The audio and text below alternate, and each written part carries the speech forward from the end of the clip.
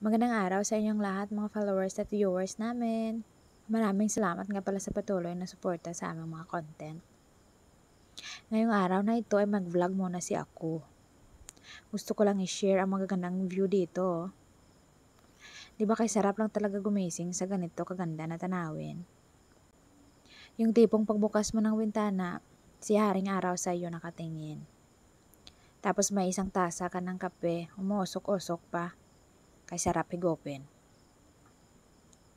Masarap lumagok habang tumitingin dito sa mga manok na nagsisikain. Dadako pala tayo rito sa aming halamanan. Abay, alagang-alaga talaga ni Itay ang mga yan.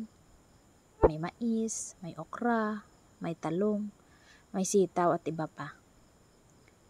Alam niyo, bilib talaga ako dito sa mga tanim ni Tatay Ang mga tanim niya ay kay lulusog at tataba.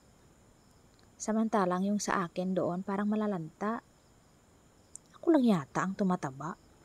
Pero sila wala yatang plano na lumago Naniniwala talaga ako sa sabi ni Tatay na pag may itinanim, kahit hating gabi o kahit nakapikit ka pa meron ka talagang makukuha para ulamin. Pero isang araw sinubukan ko naman na pumikit habang nangunguha. Ay nagkanda dapa-dapa man ako ba Na-scam ba ako ni Tatay o sadyang uto-uto lang talaga ako jay? Ipasyal ko nga kayo rito sa aking mga tanim. Naku, napuno ba naman ang tainga ko nito? Puro lang daw reels ako. Hindi ko na mabunot ang mga damo sa pananim ko. Ito naman si ako, mabilis pa sa alas 4 nagguha ng pisaw at nagdamo. Ikaw ba naman mo awarding, hindi kasi pagin? Ito nga pala guys ang tanim ko.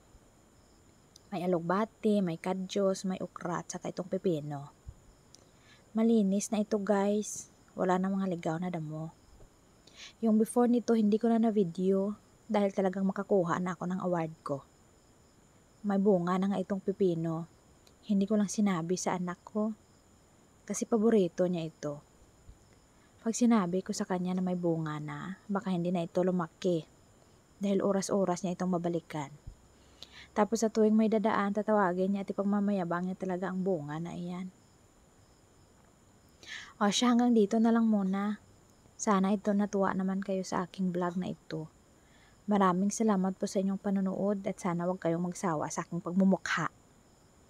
God bless po sa inyong lahat. Stay put for more vlogs. Bye-bye!